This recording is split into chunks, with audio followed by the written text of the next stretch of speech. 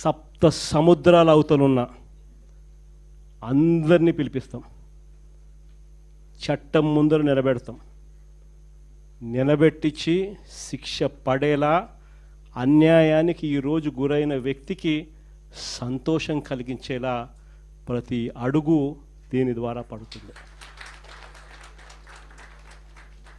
ఖచ్చితంగా వీళ్ళేదో red book అంటా ఉన్నారు. రేపు పొద్దున డిజిటల్ బుక్ ఎలా ఉంటుందో కూడా వీళ్ళందరికీ కూడా అర్థం కావాలి.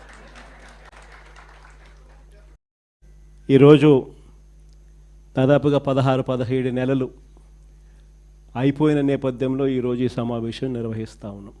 ఫాస్ట్గా ఈ ప్రభుత్వం మీద ఇప్పటికే ప్రజల్లో తీవ్రమైన వ్యతిరేకత అన్నది ఇప్పటికే కనిపిస్తూ ఉంది.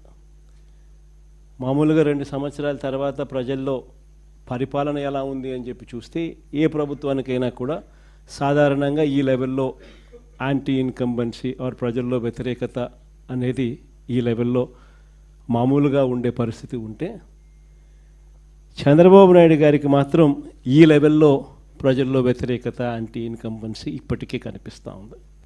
ఈ పెద్ద మనిషి ఎన్నికలప్పుడు ఏమి చెప్పొచ్చాడు, ఎన్నికలు అయిన తర్వాత ఈ పెద్ద మనిషి ఏం చేస్తూ ఉన్నాడు అన్నది కాస్త విశ్లేషిస్తే అప్పట్లో రిపీటెడ్గా చెప్తా ఉన్న పదాలు, రిపీటెడ్గా చెప్తా ఉన్న మాటలు, సంపద సృష్టిస్తానని, సూపర్ 6 సూపర్ 7 ఇస్తానని, సూపర్ 6 సూపర్ 7 కాదు, జగన్ చేసేటివన్నీ కూడా చేస్తూ ఇంకా అధికంగా సూపర్ 6 సూపర్ 7 కూడా ఇస్తానని కూడా చంద్రబాబు నాయుడు గారి నోట్లో నుంచి అప్పట్లో మనం రిపీటెడ్గా ప్రతి మీటింగ్లోనూ రిపీటెడ్గా ఆయన ఎక్కడికి వెళ్ళినా కూడా రిపీటెడ్గా మనకు ఎప్పుడు కూడా వినిపించేటివి. మరోవైపు చూస్తే సూపర్ 6 సూపర్ 7 ఇస్తాను అని చెప్పిన ఈ పెద్ద మనిషి వాటికైతే దేవుడెరుగు, మన ప్రభుత్వంలో అంతవరకు ఉన్న స్కీములన్నీ కూడా పూర్తిగా రద్దయిపోయి సూపర్ 6 సూపర్ 7 గాలికి ఎగిరిపోయిన పరిస్థితులు రాష్ట్రంలో ప్రస్ఫుటంగా కనిపిస్తూ ఉన్న పరిస్థితులు. ఈరోజు ఒక ప్రభుత్వం నడుస్తూ ఉంది అని అంటే మనమంతా ఏమి ఎక్స్పెక్ట్ చేస్తాం? ఒక ప్రభుత్వం కనీస బాధ్యతలు ఏమిటి అని చెప్పి, ఆ ప్రభుత్వం విద్యాపరంగా మంచి విద్యా వ్యవస్థను ఇస్తుంది అని ఎక్స్పెక్ట్ చేస్తాం. వైద్యపరంగా ప్రతి పేదవాడికి మంచి చేస్తుందని, మంచి వైద్య వ్యవస్థ రాష్ట్రంలో ఉంటుందని ఎక్స్పెక్ట్ చేస్తాం. ఒక ప్రభుత్వం ఏర్పడినప్పుడు ఆ ప్రభుత్వం రైతన్నకు తోడుగా నిలబడుతుంది అని, ప్రభుత్వ బాధ్యత రైతుకు అండగా నిలబడము అని చెప్పి మనం అంతా కూడా ఎక్స్పెక్ట్ చేస్తాం. ఒక ప్రభుత్వం ఏర్పడితే లా అండ్ ఆర్డర్ బ్రహ్మాండంగా పనిచేయాలని, ఆ లా అండ్ ఆర్డర్లో ఎలాంటి వివక్ష లేకుండా ఆ లా అండ్ ఆర్డర్ ఉంటుందని, అలాంటి మంచి లా అండ్ ఆర్డర్ ప్రభుత్వంలో చూస్తామని ఎవరైనా కూడా ఎక్స్పెక్ట్ చేస్తారు. కానీ ఈరోజు చూస్తే విద్య, వైద్యం, వ్యవసాయం, లా అండ్ ఆర్డర్ ఏది తీసుకున్నా కూడా ఈరోజు తిరోగమనమే కనిపిస్తూ ఉంది. ఈరోజు రాష్ట్రంలో 17 నెలల కాలంలోనే ఇంత తక్కువ వ్యవధిలోనే ఇంతగా ప్రజల్లో వ్యతిరేకత మూటగట్టుకున్న పరిస్థితులు బహుశా మనం ఎప్పుడూ కూడా చూసిండం. ఫస్ట్ టైం ఇది కూడా జరుగుతూ ఉంది. మొన్న ఈ మధ్యకాలంలో ఈ పెద్ద మనిషి ఒక అడ్వర్టైజ్మెంట్ ఇచ్చాడు,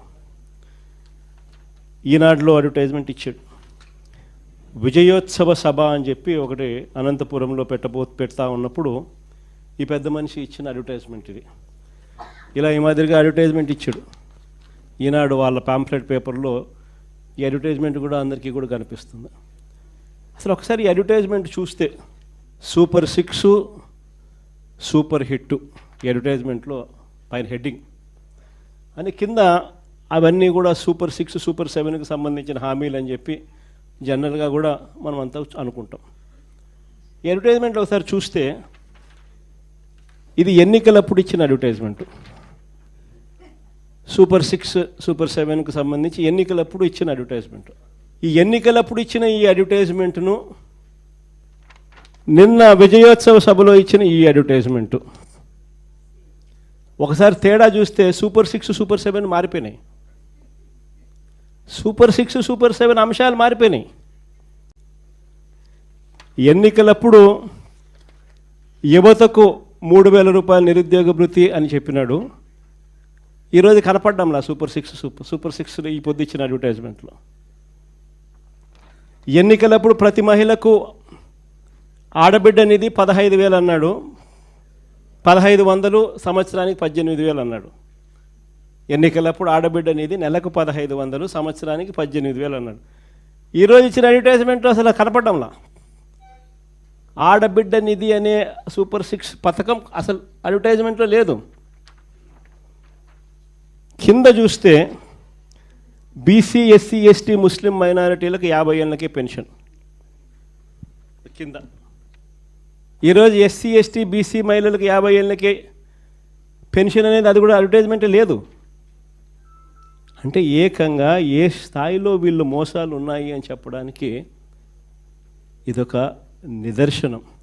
అధికారంలోకి రాకమునుపు సూపర్ 6 సూపర్ 7 అంటే ఒకటని, అధికారంలోకి వచ్చిన తర్వాత 16 నెలల తర్వాత అసలు ఏమీ